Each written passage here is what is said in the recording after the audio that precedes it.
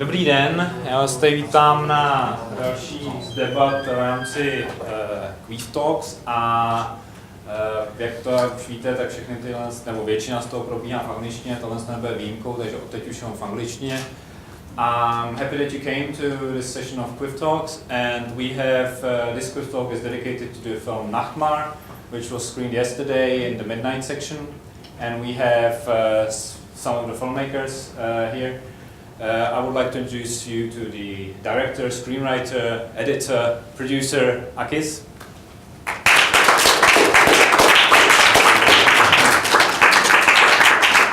And we also have the producer of the movie, Amir.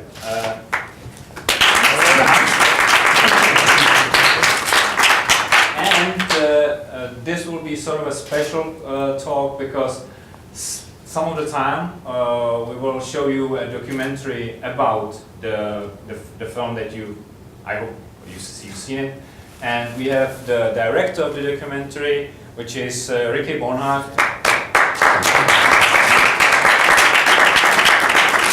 She's also the sister of... Yeah, she's not here. So if you wanna say something in...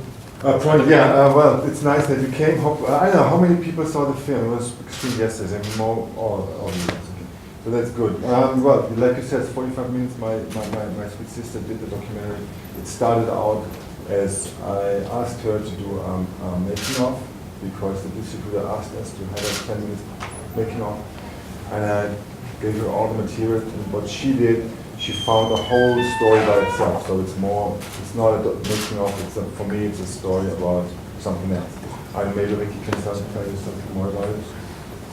I'm really excited to share. If you have any questions afterwards, let us know. And we have some short films. Basically that's because the show tonight was screened in Munich. And 45 minutes is too short for a whole night, so we added some short films. But that's up to you guys. If we have a Q&A going and really interested in some questions, then we can skip the short films easily.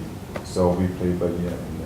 So some of the short films are on YouTube, so they won't be... Actually, Some on your website there is some links, or isn't it? Oh, sorry.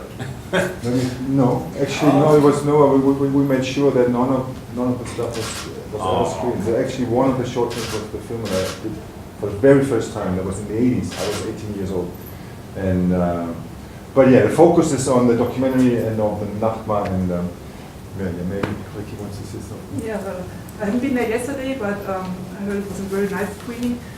But I have been with Achim the last 15 years, last more years. So I could follow the whole way the Nachtmar went, and when he asked me to do the making of, I saw that it's more a story of an artist struggling with getting his success and the recognition, and then finally find a way to be heard. So what I did was to do a longer film, not just covering how to do the special effects and whatever, but more how the whole idea went to be a movie one day. So Also, thanks so much to the Shockproof guys. Yesterday, this creature, I've seen it on Facebook. Half a year ago, was there like 3/4? Yeah. And I was like your wife and you. This is really flattering. This is really flattering. And Amit just yesterday, he said, when we saw it on stage, he said like, this is seriously, he told me this is a special moment because for me it feels like now, I don't know how. The Nachtmar started walking by itself without any help of us anymore. Yeah, now like, this is like the craziest and nicest recognition you can get is to get the Nachtmar from another part of the world and even much bigger than the original one. That is nice. It doesn't have any balls. Ours has 2 balls. Okay, thanks so much. So let's get started. Okay, let's get started with the intro.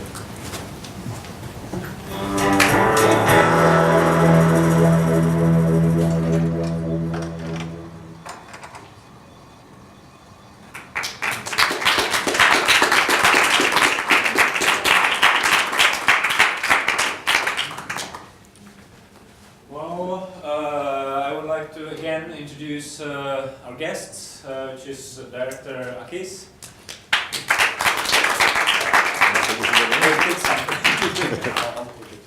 Then we have the director of the documentary, Ricky. And of course, there's the producer, okay.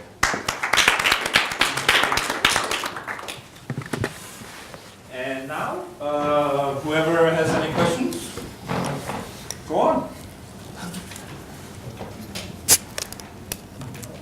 No, okay, then I'll start. My first question, in the documentary, there was this moment where you were sitting at the rough cut. Yeah.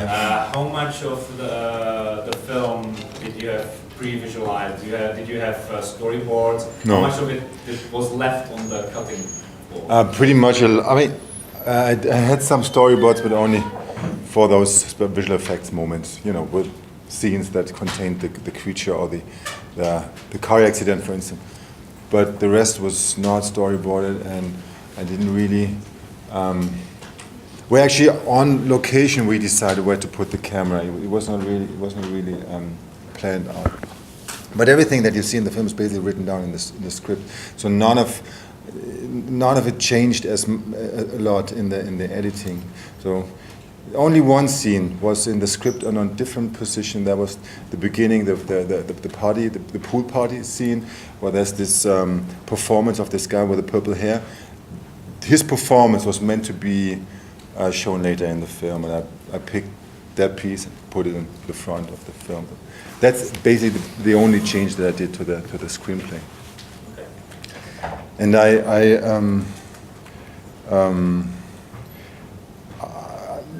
like I think you said in the beginning, I edited the film. I have two other editors as credited in the film. One is my best friend, Philip Virus. He's the guy who has this Star Wars mask on his face.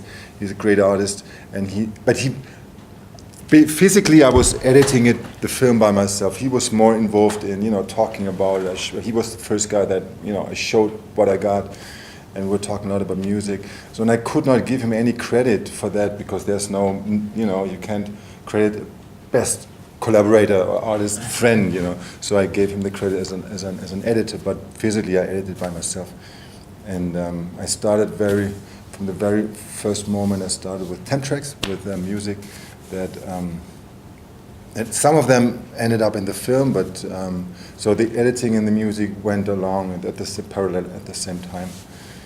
So did you have any specific ideas for the tracks before shooting the movie, or did that come sort of Both. simultaneously? Both. I knew that I want to have like Empire. Tarantino is right. He's a friend of mine. I knew up front that I need his sound in the film. And actually, the party scenes. That's funny because that's hip hop. We played hip hop on while we were shooting because you need music to get the people in the mood, and because it was easier to get them in this sexy party mood. So, but that changed, and this one scene when they go clubbing. That's quite at the middle of the film when they go into this club where this kind of sacred church-like organ sound is on top of it. We had really hard tracks by CX Kitronic, and actually one girl. That was too much. She went, I can't do it anymore. It was too offensive. But we shot the film kind of in a documentary kind of style. So you need to get people in the mood. So you turn up the volume, you let the music run, and then you switch on the camera. So yeah. Yes, okay. Like you said, you looked at the rough cut. And you said it was devastating. What? It was devastating, yeah. Devastating, but you said you needed to cut out all the bad bits and pieces, and there was a little montage of all the things that you did. Could you specify what things it was like? Yeah, we saw that you helped with sound. With sound, or you did basically anything? No, I didn't know. But I was involved in every aspect. So, Beginning, the opening was right.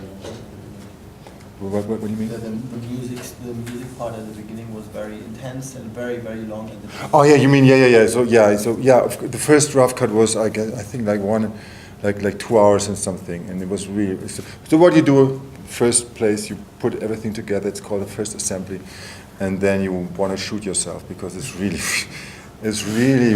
boring. It's really boring, and but then like you said, you cut out everything that sucks, and then it gets day by day it gets better and more it gets more alive. And you told me that when I showed you this, he didn't say anything. He was busy with another film, and I showed him the rough cut, and I remember him being on the fucking iPhone the whole time, and I was like, meh. But then I asked him afterwards, and yeah, it's okay, and he left. And just recently he told me that he didn't like the rough cut at all. He said, you got a good point because it was really bad. It was really bad. It was really bad. It was you have like the film. There was a lot of talking. I took out a lot of talking. The first thing I do, I don't know how you work on the documentary is a different thing, but as a feature film maker, I focus on the acting. So I pick. The first thing I do, I pick the moments that are good or bad. I'm not thinking of the story. I'm not thinking of the camera or anything. I'm just looking at the actors and go like, is that anything that interests me? If not, it's gone in a second. And the good part is that, like I think I said it in the documentary, it was a burden to make this film without no money in first place. But then, after we made this decision, it was pretty luxury. It was a luxury situation because nobody told us, especially in the editing room, you got a lot of people telling you, what the audience want to see and what the audience don't want to see, and that didn't happen in our editing room. So that was pretty. It was pretty nice. Yeah. So one more question here. Yeah. When you started creating the creature more than 10 years ago, what were the names you gave it, and when did you come up with the title Nachma for the movie, and why? That's funny, because a lot of people ask me this question, and I never had a real name for it. Like my kids and my daughters, they had a specific name for it, and the actress, she gave him a name. 90 BB 90. I was like, yeah, you can call it that way, but for me, it never had a real name. I was looking for a name, and after I made the creature, a couple of years later, there was one of my greatest role models. It's Chris Cunningham, and he did this film Robert Johnny, and I totally liked this name Robert Johnny, and I was looking for a similar name, but I couldn't come up with any, so it stayed nameless for me. And after I wrote the script, what I did, I'm pretty sure she depicted really well how the script came along. So all of a sudden, I kind of had the script, and then I went online and looked up, what it could mean and what is there already, what other artists made about this kind of topic.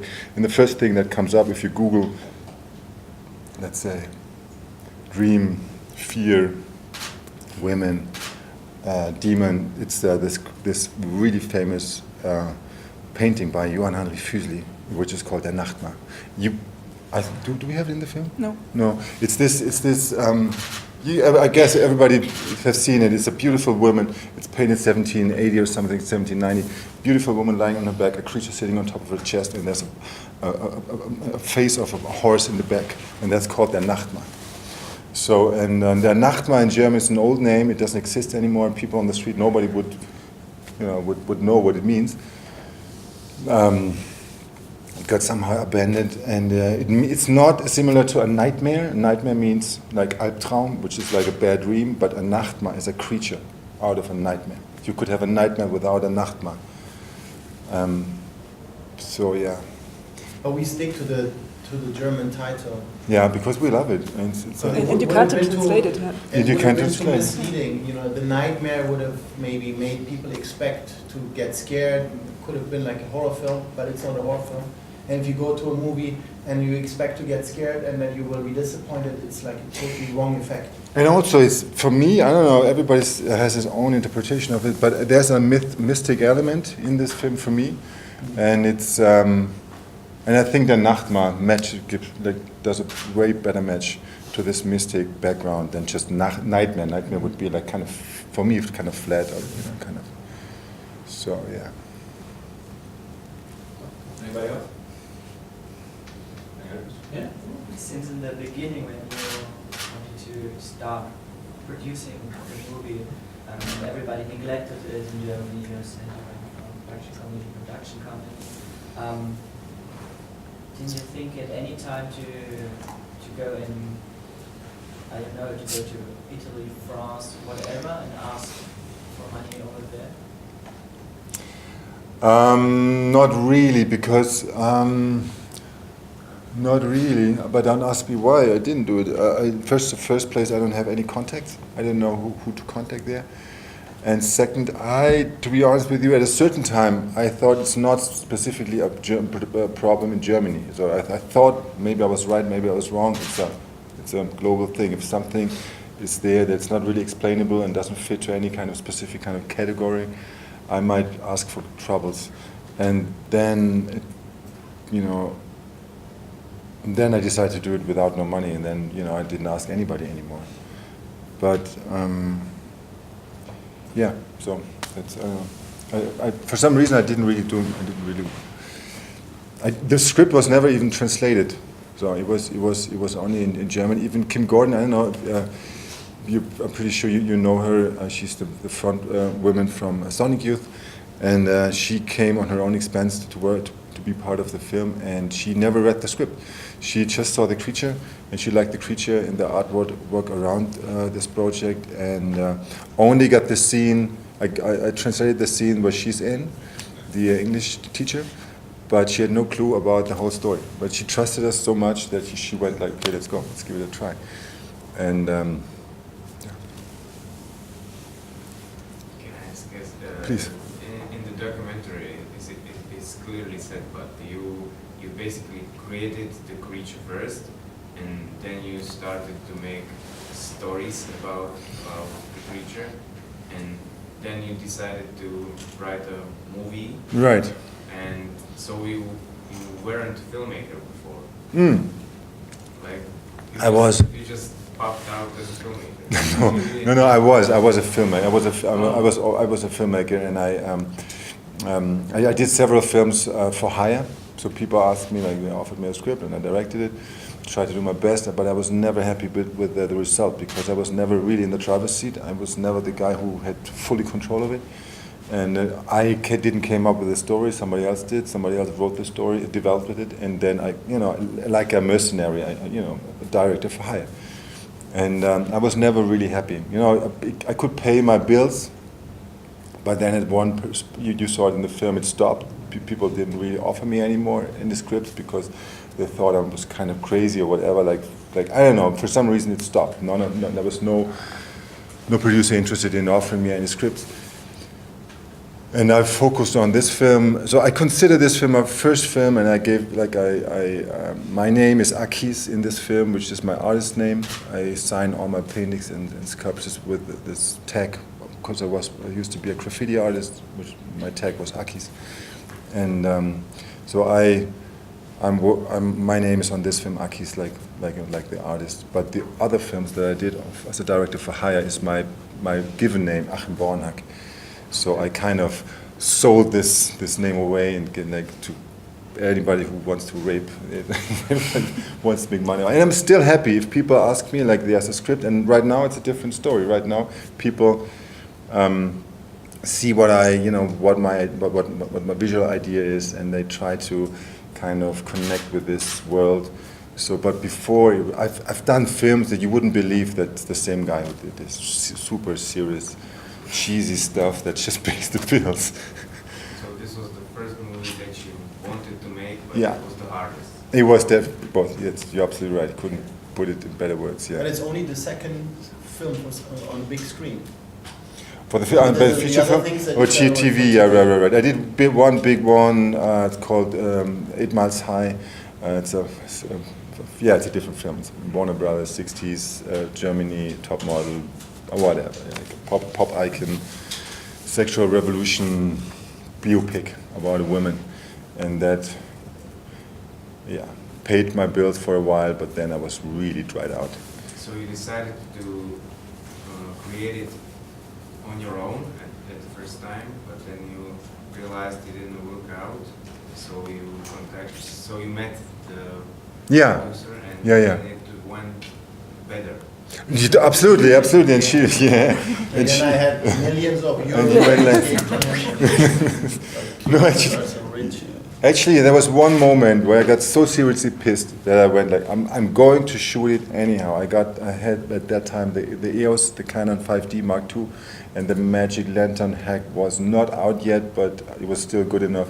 And I had that camera, I had all my friends, and I decided, no matter what's happening, I'm going to shoot next month. And then he popped up, and then this other guy popped up, and then went like, relax, guy. In 1 month, that's a little bit too early, but we can start in 3 months.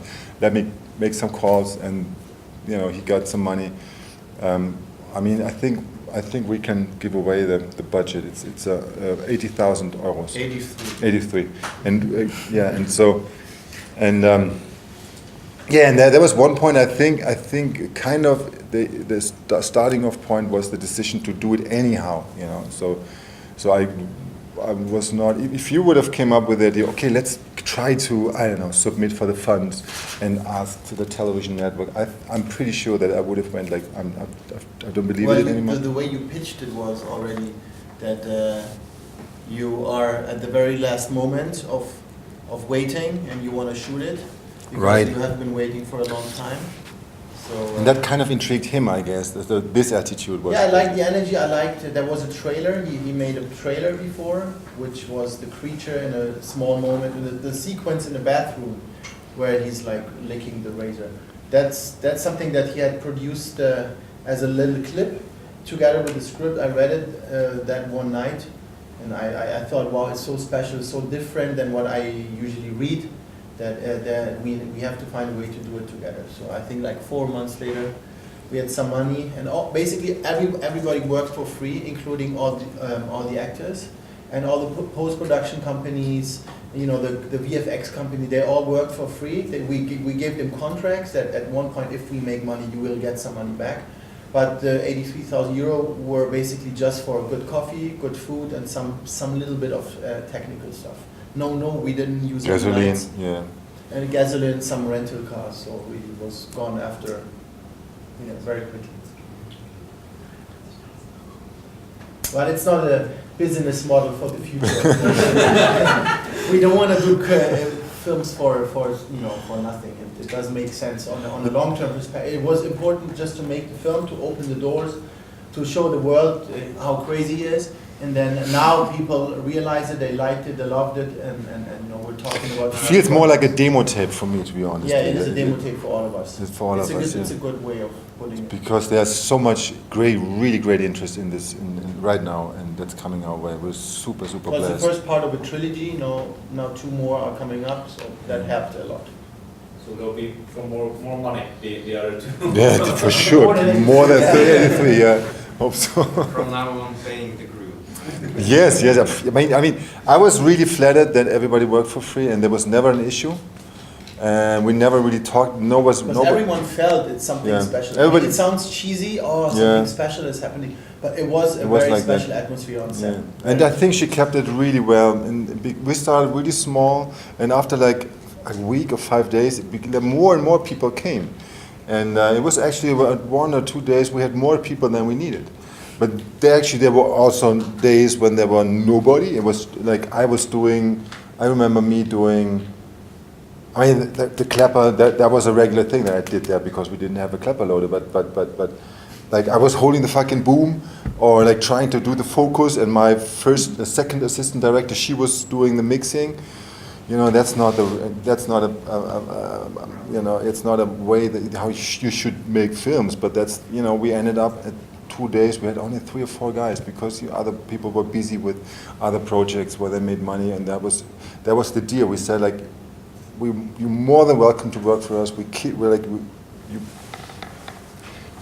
But if there's anything coming up that pays your bill, then you go and do it and come back if you're done. We were in Locarno last year. A year later, last night, sold out crowd, midnight screening in KVIFF. That was yesterday. Yeah, you've been yesterday. It was really, really nice. Yeah, it was really, really sweet. Awesome. Yeah. I want to tell, because when I saw this creature, there's one little story that I've never told when I was in at the Jim Henson's creature shop. The Jim Henson, I mean, now I think you know who he is or who he was, and he died, I think, in the 80s or late 80s. So he was dead a long time ago when we've been there. We had a meeting with the producers, and there was one empty chair, and there was Kermit the Frog. And we were constantly asking these producers from Jim Henson's Creature Shop about Jim Henson, how he was, what kind of guy he was, because he was a hippie in the 60s, you know. And when they talked about him, they always went like, yeah, Jim Henson was like, and as if the creature, the frog, the Kermit the Frog would have been Jim Henson's, as if he would be still in the room. And that's kind of feels for me like. He's not really talking a lot, but yeah. What you really, I mean, that's what this part, I saw it on Facebook, and this part, if you look from here, this part is really, really, because you only saw pictures, right? It's really nice. It's really, this part is really amazing. She did it by the photos on the internet, and we only saw the screener of the movie. Ah, right. So we had some material, but not a lot. No, it's amazing. It's really amazing. It's funny. And it's still alive. It's not because you carried it around a lot, right? You had a question? Yeah. I would like to ask. The first thing that we see on the movie is a warning about epileptic seizures, and after that we learned that the movie should be played loud. For once, I would like to ask. If the warning is meant serious? Serious? No, it is. Oh, it is. We had several seizures now. Like 4 weeks ago. Like 4 weeks, the last one, yeah. It is. When I was a kid, I was epileptic. For some reason, it stopped, and I remember myself being in a hospital. And that's a regular thing. What the doctors do, you lie down on a bed and you look. For some reason, you look upwards, and there's a strobing light, and that's how they induce the epileptic seizure. And then they plug you up to devices. And I never connected to this flashlight, so I couldn't. I was in clubs. I never felt like anything's going weird in my head. But it's definitely dangerous for people who suffer from a specific kind of epilepsy. So this is a serious warning. But what comes afterward, that anyway it should be played loudly. It's a kind of like ironic or like. I understood. But I would like to ask because the soundtrack and the music and even the visual aspect is very aggressive, very intensive. Yeah. Why did you choose to make the film this way? Why did you choose this style? So why the sound is so assaulting sometimes or offensive? Because it doesn't really have any connection to the monster itself. It could be made as a slow movie or You're right. And one of, like I told you about Chris Cunningham, let me tell you as well that, I mean, there's no director above, for me, like David Lynch is he's David Lynch, Kubrick and Gaspar Noé and Abel Ferrara, those are the ones who are really leading. And they all, especially David Lynch, he's doing slow films, like really, like you feel like you're diving underwater, like you're diving into, going back into the womb of a woman, and the sound is there, and then you wake up and the film is over. And as much as I admire him, and I never studied as much about, never studied more about any other director than David Lynch. I read everything online, I read every book, I watched all the film backwards and forwards. But I knew from the very beginning that I don't want to have this slow-paced, I definitely need this aggressive, like, I don't know why, maybe it's just a taste thing, and the life these kids are living is like that, you know. And I didn't want to make a techno film with soundtrack and, keeps you swinging through the whole film, but I want the sound to turn from pleasant to unpleasant, and then to silent, and then to offensive again. So it's like a up and down. It's like an orchestra for me, I don't know if that answers your question, but yeah, it does. Okay. At the end, you are saying that that film has many interpretations. Like you said, the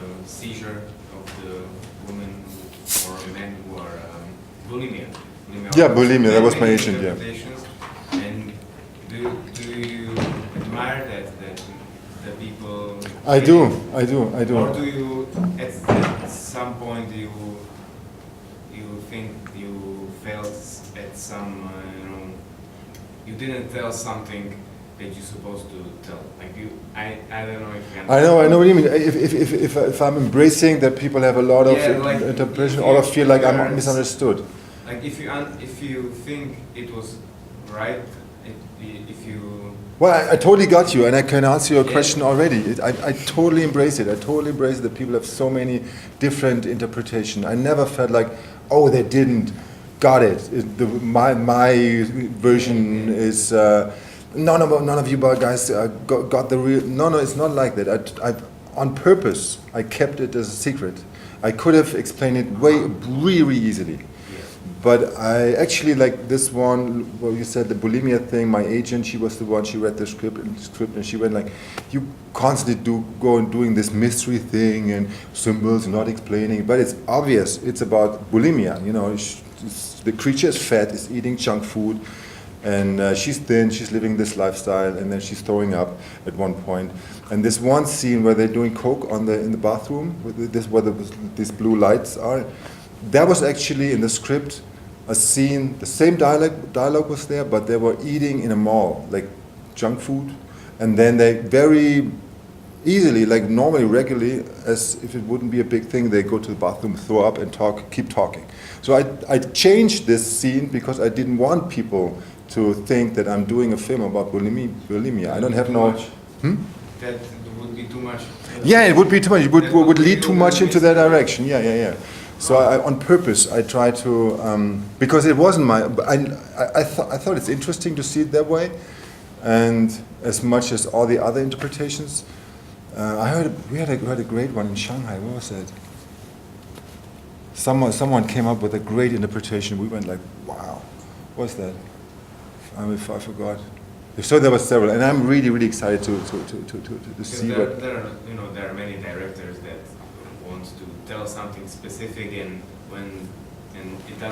it's not always good when many people have many interpretations. Well, of some kind of movies, but it depends. That. Yeah, I intended that. That's right. That. So it depends. I wouldn't go as far as, you know. I mean, there are films like, I don't know. Let's give me like E.T. for instance, or you know, it's a nice film. It's very easy. The message is really easy to understand, and that's about it. And I loved it as a kid. This film. Now I haven't seen it in ages. I don't know what I would think about it now. But there are films. I don't know, like great action movies like Mad Max. I loved Mad Max a lot. I loved it a lot, and it's not very complicated. It's not very. There are no really levels where you could explore the story. It's just a mad ride, you know. And I loved it. But my background is different. I love Tarkovsky. You know. This was the kind of movie that you can't tell right away. Like for example, Mad Max is the movie that you just understand the story and you get it. But you get it, and it's great. Yeah. I would be pissed if you know, it would be strange to understand. That wasn't your No, intention. it wasn't my intention, not at all. So I'm happy the way it is. I'm happy when people, we leave the cinema and the theater and people go like, could we talk to you? Is it possible that this is the meaning of it? And I'm constantly going like, it's interesting. It wasn't my interpretation, but my interpretation is really simple. It's extremely simple. I told one or two people in the beginning, and I had this reaction that I had as a kid when my brother, he did like cheesy magic tricks, you know, with a cigarette and that kind of stuff. And I was like, oh, that's so amazing. And then he told me, and I was like, for a second it was great that I knew the secret or the riddle, the answer to the riddle, but then it was like, he felt apart. So I had the same reaction when I gave away my idea, because people were like, yeah, okay, but you know. And you kill, you know, that's what actually I learned from David Lynch. He said in an interview, you kill the possibility that the audience create their own version of it. Because if you give away your version, you know, that becomes the official right version, everything else is wrong. So people go, oh yeah, okay, so I was wrong, so that's okay, I'm stupid because I didn't get it. So why should I give away my, you know, the idea that's behind the whole. And it also has to do with like the audience habits these days, you know. Yeah.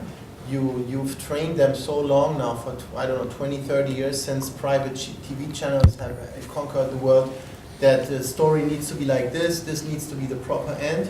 And then with internet, of course, you can always Google the explanation of a film. So it has become much more accessible to get information about films and how they are supposed to be structured. Whereas like 20, 30 years ago or before the internet times, it was so difficult to understand maybe the meanings of films. So people really had to make up their own minds. But nowadays, especially the younger generation, it's so easy for them to understand the meaning, and if they don't understand it, they don't accept it because it's too complicated to get access to it. But I think it's a great time right now. I mean, there've been films like Under the Skin from from Jonathan Glazer.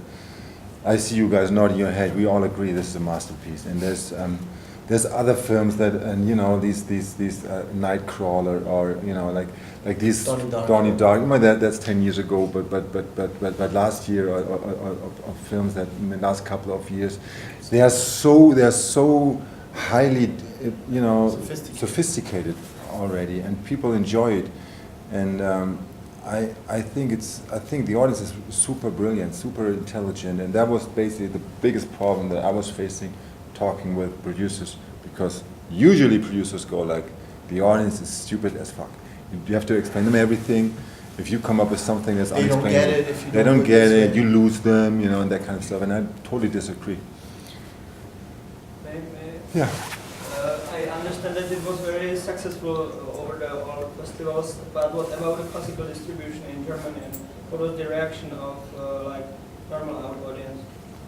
Well, we started 4 weeks ago, 5 weeks ago. 6 weeks ago. We're still running. We're bravely fighting the championship, the soccer championship, and the great weather in Germany. But we're still running. We're still there. We are. We opened on 45 screens across the country, which is good for a small film like this.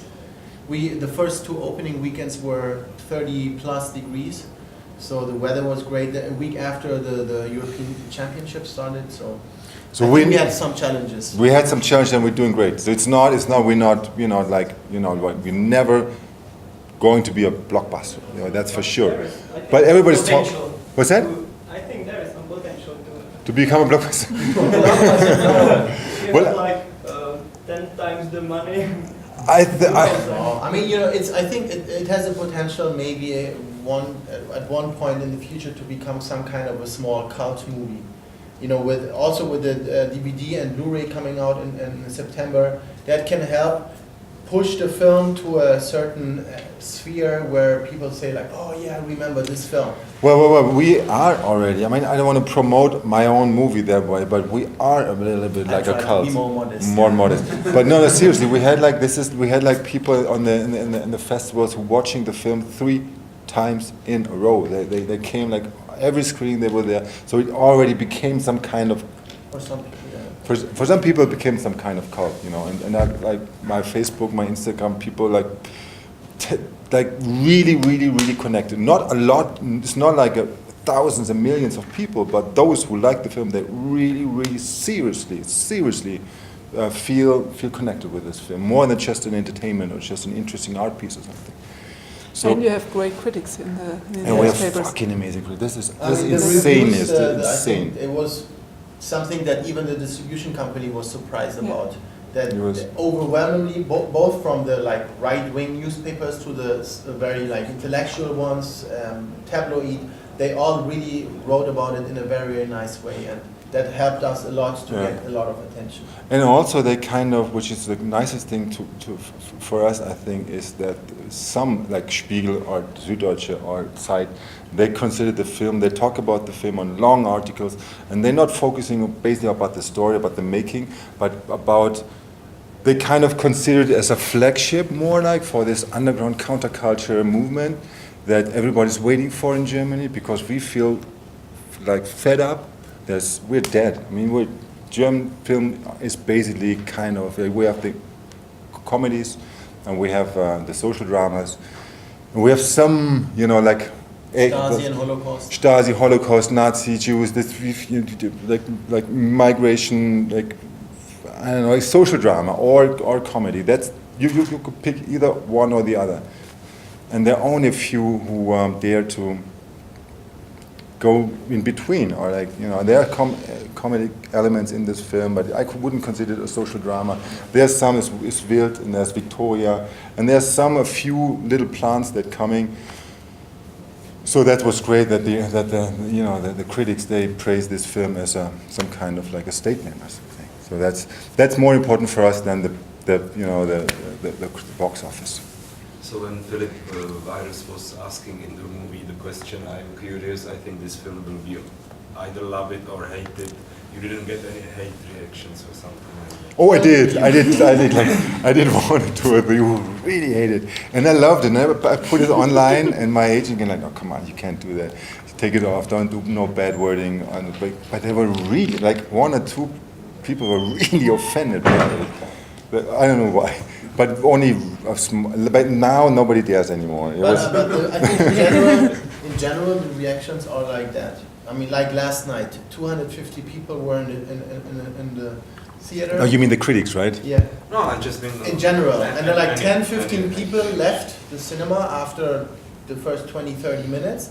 But 220, 240, they stayed and they apparently liked it. But, you know, there are always people that really cannot do anything with this. You know, just they want to leave. They say, which is totally fine. Which is perfect. I don't want to embrace the whole word. And, you know, like I said, Gaspar Noé is one of my greatest role models. You know, he's splitting his audience always like in the middle and goes, "You fuck off and you stay," or the other way around. You know, so we have more audience than Gaspar Noé's love.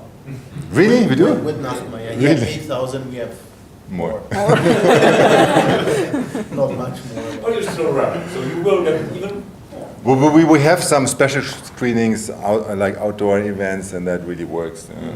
But none of us made this film to get rich. You know, it's an obvious thing, and none of us make. You know, if money's coming in, we pay everybody who's working on the film. We got it all written down on contracts. We would have accepted the money, but it's not like. Yeah, we pay all people who worked for us. Yeah, so that's. And after this incredible journey, do you already have ideas for the second film? No, it's not. There's not. I wouldn't call it an idea. It's already written down. It's a script. Yeah, it's written down. Is it part of? No, we never talked about it. It's part of a trilogy. He told me, and Philip seconded it that he read my scripts, The Frog Prince and The White Brigade. And he said, "Come on, it's nice, interesting, but it's the same. It's exactly the same story. There's a demonic entity that hits society. It's like a chaotic entity and a chaotic energy that hits the order.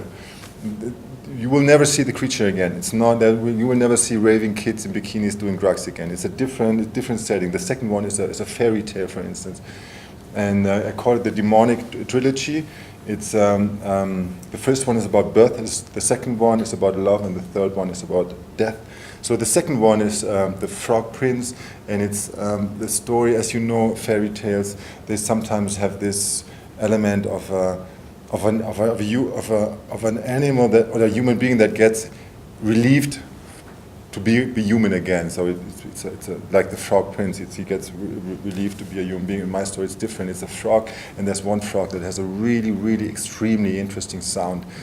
And it's about sound. This film, but it's a fairy tale. It takes place back then, and he gets cursed to be a human being. So in this film, he becomes a human being. It's about becoming a human being, learning love, learning jealousy, and all that kind of stuff. And the third one, the demon is already a human being, looks like a human being and gets received as a human being, but he has this genius talent, and that's why he's considered a demon, and people has to deal with it, and he messes up the society that he hits.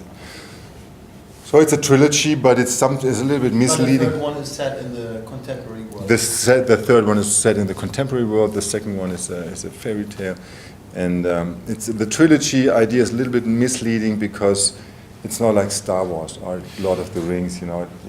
You should. Nachtma, the return of the Nachtma. Yeah. Yeah, so if you want to show a short film, at least one, now is the time. Yeah. What time? How much time do we still left? We have till 30. So 30 minutes? Yeah, 30 minutes. Yeah. Let's. We don't have 30 minutes. What? We started at Oh, 30. right. So yeah, actually we have like 15 minutes talk. 50 minutes. So yeah, how about you? I mean, we have three short films. One is a teaser of this Frog Prince. One is the Novakanya, these worms in this fascistoid architecture structure, and the third one is the very first film I've ever made, and it was never shown. It's but that's too long. That's like 50 minutes, I think. So either one, either Nachtma or the Frog Prince, or we keep on talking. It's up to you. I want to see the worms. You want to see it? The worms. The worms. Do you want to see the worms? Okay, that's Novakam. Yeah, that's Yeah, the. I think it was like a second in the order, right? No, I can't. Yeah, if you. Novakanya was- You have a. Maybe I thought it was just to talk to him. Okay. Novakanya, yeah, it was. No, he wasn't. Was this the first? No, yeah, first, and then it's. Then it's the Perpetuum mobile, the black and white super. Is it the first then? It's the first one, Okay. and then the last one. We don't have time for two. Oh, but no, on the first Yeah. one. You asked for it, you get it. Oh, he left.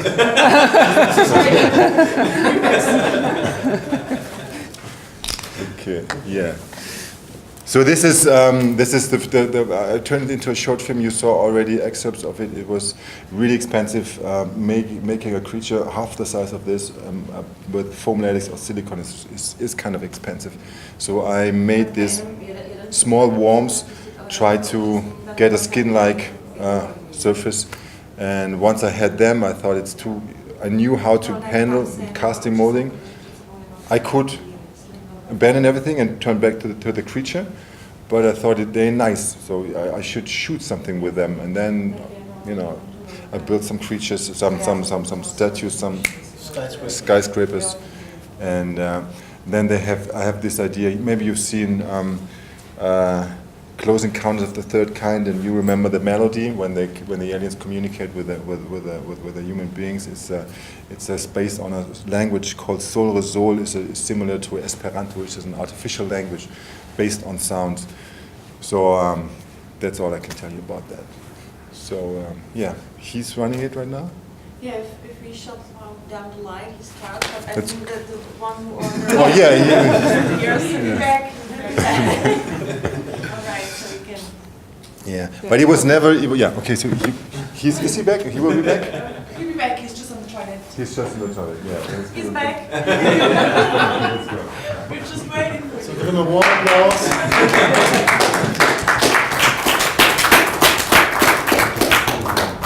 Would you do me a favor? I need a picture for my mother because she never saw us on stage.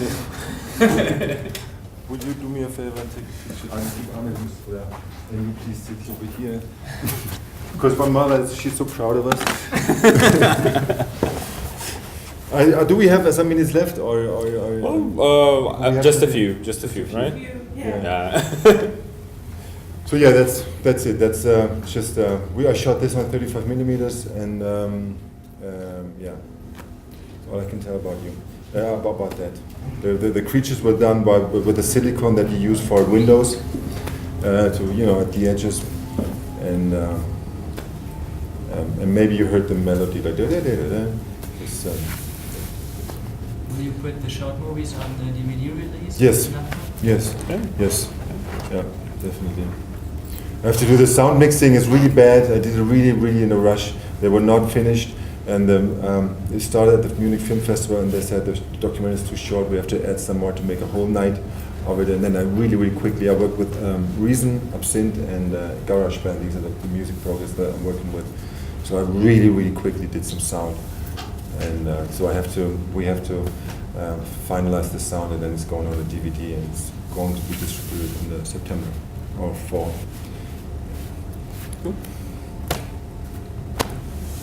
Well, in that case, thank you all for coming. Thank you very Thank you much. all for enjoying the movie, and Thank you guys. thanks to Amir, AKIZ, and Ricky for being here and answering the questions. And Thank you guys. enjoy the festival.